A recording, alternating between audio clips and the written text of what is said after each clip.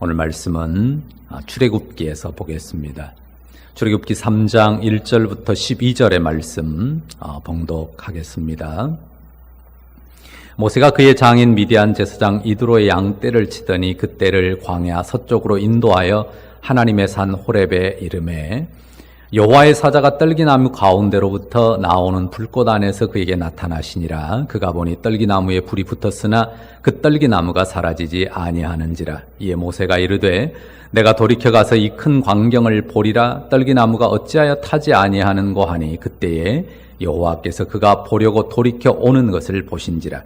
하나님이 떨기나무 가운데서 그를 불러 이르시되 모세야 모세야 하시매 그가 이르되 내가 여기 있나이다. 하나님이 이르시되 이리로 가까이 오지 말라. 네가 선 곳은 거룩한 땅이니 네 발에서 신을 벗으라.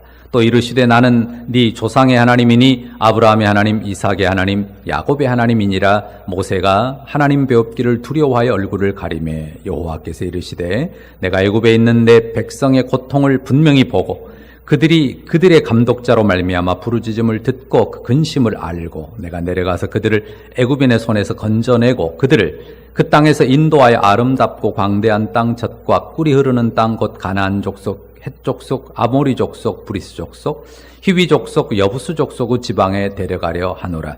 이제 가라. 이스라엘 자손의 부르짖음이 내게 달하고 애굽 사람이 그들을 괴롭히는 학대도 내가 보았으니 이제 내가 너를 바로에게 보내어 너에게 내 백성 이스라엘 자손을 애굽에서 인도하여 내게 하리라. 모세가 하나님께 아뢰되 내가 누구기에 바로에게 가며 이스라엘 자손을 애굽에서 인도하여 내리이까? 하나님이 이르시되 내가 반드시 너와 함께 있으리라. 네가 그 백성을 애굽에서 인도하여 낸 후에 너희가 이 산에서 하나님을 섬기리니 이것이 내가 너를 보낸 증거니라. 아멘. 오늘 말씀은 하나님께서 모세를 부르시는 장면입니다. 본문을 보면 모세가 양떼를 이끌고요 미디안 광야 서쪽으로 가다가 호렙산에 이릅니다. 거기서 아주 놀라운 광경을 경험하게 되는데요. 2절을 보십시오. 여호와의 사자가 떨기나무 가운데로부터 나오는 불꽃 안에서 그에게 나타납니다. 일단 모세가 본 것은요 떨기나무입니다. 그리고 그 나무에 붙은 불입니다. 떨기나무는 이 메마른 땅에서 자라는 관목이거든요. 아카시아 종류인데요. 가시덤불이 많은 나무입니다. 나무에 불이 붙었으면 어떻습니까? 타 들어가야 맞죠. 건조하고 뜨거운 광야에서 떨기나무 같은 덤불이 종종 자연 발화돼서 불에 타곤합니다. 나무가 많은 숲이 아니지 않습니까? 광야거든요. 주변에 번질 게 없어요. 그러니까 혼자 타다가 꺼집니다. 그런데 조금 이상합니다. 나무가 타 없어지지 않는 것입니다. 처음엔 그냥 지나쳤어요. 그런데 3절에 뭐라고 씁니까? 내가 돌이켜가서 이 큰 광경을 보리라 합니다. 광야 생활 40년의 경험으로 볼 때 대수롭지 않는 일이거든요. 그런데 지나쳐놓고 생각하니까 뭔가 달라요. 불이 붙었는데 나무가 타들어가고 사그러들지 않는단 말입니다. 그래서 되돌아가서 이 광경을 내가 확인해 봐야 되겠다 생각한 것입니다. 돌이켜 가는데요. 모세의 눈에 그 떨기나무를 감싸고 있는 불꽃 가운데 계시는 하나님이 보였습니다. 4절을 보십시오. 여호와께서 그가 돌이켜 오는 것을 보고 계시죠. 그러니까 모세가 자기를 보고 계시는 하나님, 그분을 본 것입니다. 그런데 그분이 그 불꽃 가운데서, 떨기나무 불꽃 가운데서 모세를 부르십니다. 모세야, 모세야. 모세가 응답했을 때 하나님 말씀하시는데요. 어떤 말씀을 주십니까? 5절을 보시죠. 떨기나무 불꽃에 가까이 다가서지 말라고 합니다. 그리고 신고 있는 신발을 벗으라고 합니다. 너의 발에서 신을 벗으라. 지금 모세가 서 있는 장소는 어디입니까? 호렙산입니다. 모세가 뭔가 신비한 장소를, 성스러운 장소를 찾다가 발견한 곳이 아닙니다. 양을 먹일 풀을 찾아 이리저리 헤매다가 도달한 곳입니다. 그런데 하나님이 그곳을 어떻게 일컫습니까? 네가 선 곳은 거룩한 땅이다. 거룩한 땅이라고 말합니다. 그러고 내려다 보니까 발밑에 모래가 반짝반짝 거립니까? 금모래가 돼서 휘황찬란하게 번쩍입니까? 아닙니다. 여전히 그 땅은 메마르고 황량한 광야입니다. 그 땅이 거룩한 이유는 무엇입니까? 모세가 자기 발에서 신을 벗어야 되는 이유는 무엇입니까? 거룩한 하나님의 임재 때문입니다. 신을 신고 있으면 하나님의 거룩을 훼손합니까? 신발을 벗은 발은 하나님의 거룩하심에 합당합니까? 어떻습니까? 신은 신발보다 벗은 맨발이 하나님의 거룩함 앞에 서기에 더 적절합니까? 아닙니다. 굳이 따지면 신발 신은 발이나 신발 벗은 맨발이나 하나님의 거룩함을 모시기에 합당하지 못한 것은 동일합니다. 지금은 누구나 신을 신고 있죠. 하지만 고대 사회에는 신을 신지 못하고 사는 부류가 있었습니다. 종이죠. 주인의 소유인 노예들, 그들은 신발 없이 맨발로 행했습니다. 모세가 신발을 벗은 종으로 하나님의 임재를, 그 거룩함을 받들어야 한다는 요청이고 명령입니다. 하나님께서 그를 부르십니다. 그에게 명하십니다. 하나님이 그를 불러 명하는 일에 그는 어떻게 행해야 됩니까? 신발을 벗은 종으로 그 앞에서 수종들어 행해야 된다는 말입니다. 종의 자리에서 맨발로 하나님이 나타나 명하신 바를 수종들어야 될 것을 말씀하는 것입니다. 명하시는 사명의 말씀이 무엇입니까? 7절부터 10절의 말씀을 보십시오. 그 내용은 간단히 말하면 애굽에서 고통당하는 이스라엘 자손을 이끌어내는 일을 위해서 모세를 이집트의 바로에게 보내겠다는 것입니다. 하나님이 그 일을 하실 텐데 모세가 그 일을 책임 맡아서 행하라고 하는 것입니다. 모세의 반응이 어떤지 11절 말씀을 보십시오. 어떤 반응입니까? 내가 뭐라고 이런 일을 하겠어요? 라는 그런 반응입니다. 사양입니까? 겸손해서 그렇습니까? 아니면 진짜로 능력이 부족해서 그렇습니까? 이유가 뭡니까? 이것은 모세의 마음 깊은 곳에 있는 실망과 체념의 토로입니다. 바꾸면 이런 말입니다. 이제 와서요? 이제 와서 뭘 어떻게 하라고요? 난 못해요. 사실 이 표현입니다. 그 일요, 40년 전에 이미 야심차게 시도했던 일이었습니다. 여지없이 실패했거든요. 미디안 광야로 도망와서 40년을 허송세월하듯 보내고 지금 이 자리에 이르렀단 말입니다. 그러니까요, 40년 동안 뭐 하시고요? 40년 동안은 도대체 왜 날 내버려 두시고요?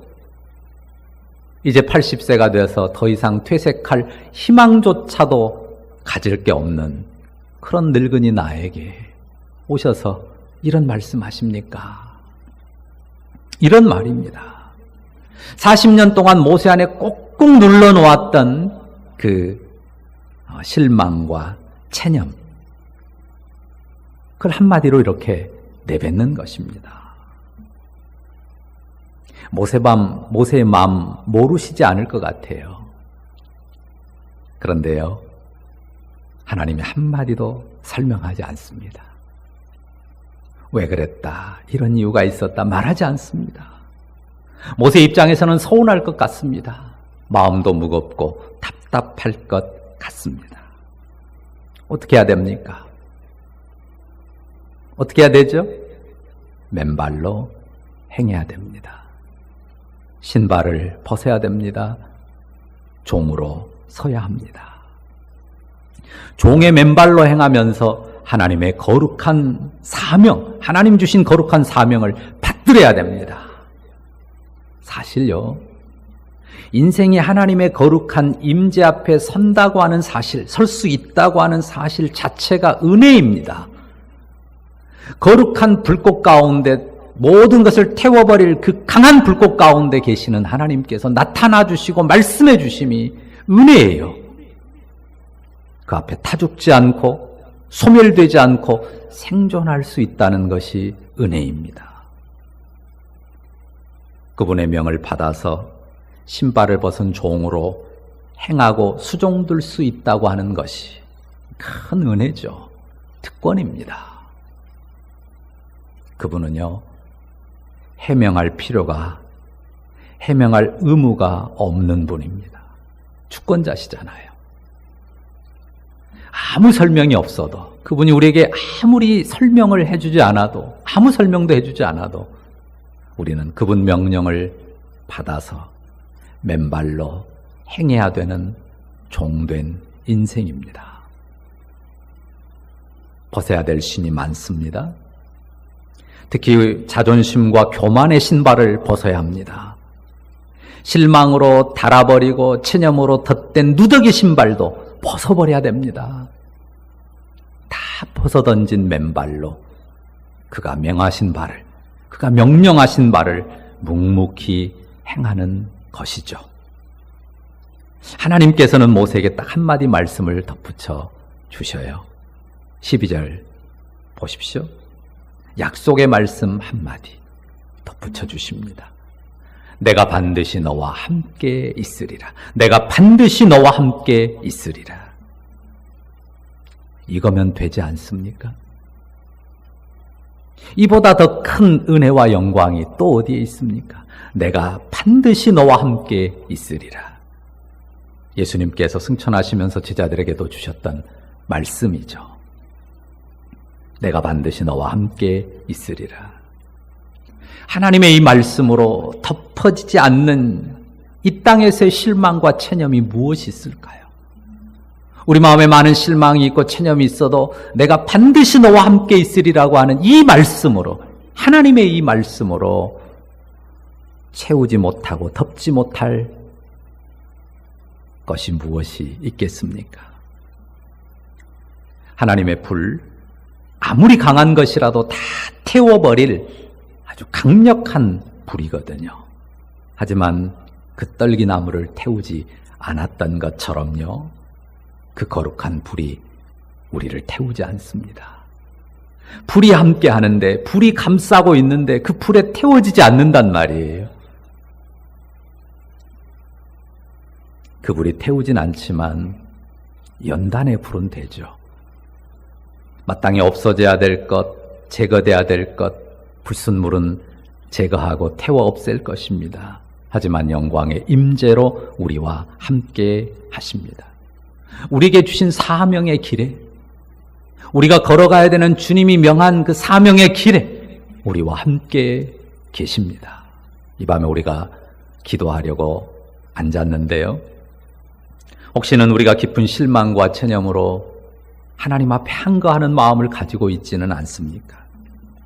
마치 하나님께 해명 좀 해보세요 라고 하는 그런 마음으로 말입니다. 우리를 돌아보면 좋겠습니다.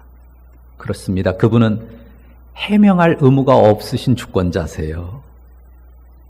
낡아 빠진 자존심의 신발을 움켜쥐고 벗지 못하는 모습이 우리에게 있다면 회개하기 바랍니다. 벌거벗은 맨발로 주 앞에 행하겠습니다. 십자가 사랑 안에서 함께해 주시는 주님, 주 예수님의 은혜와 영광만을 바라보겠습니다. 사명의 길에 주님의 함께 하심을 붙잡고 감사와 기쁨으로 행하겠습니다. 이 결심을 아뢰면서 주님 앞에 우리가 기도하면 좋겠습니다. 기도하겠습니다. 주님, 이 저녁에 우리를 예배와 기도의 자리에 불러주시니 감사합니다. 주 예수 십자가 은혜의 불로 우리 중에 임하시니 감사합니다. 거룩한 불로, 그 활활 타오르는 뜨거운 불로 우리를 소멸하지 않으시니 감사합니다. 우리를 영생하도록 보존하시니 감사합니다. 세상 끝날까지 우리와 함께 하신다는 동행의 약속 주시니 감사합니다. 그 약속 붙들고 그 약속 누리면서 그 약속의 은혜를 누리면서 복된 삶 이어가게 하옵소서. 코로나19로 인한 혼돈에서도 이 땅 교회와 성도들을 연단하심을 감사합니다. 더욱 순결하고 거룩한 신앙으로 사명 감당케 하옵소서. 주 예수님의 이름으로 기도합니다. 아멘.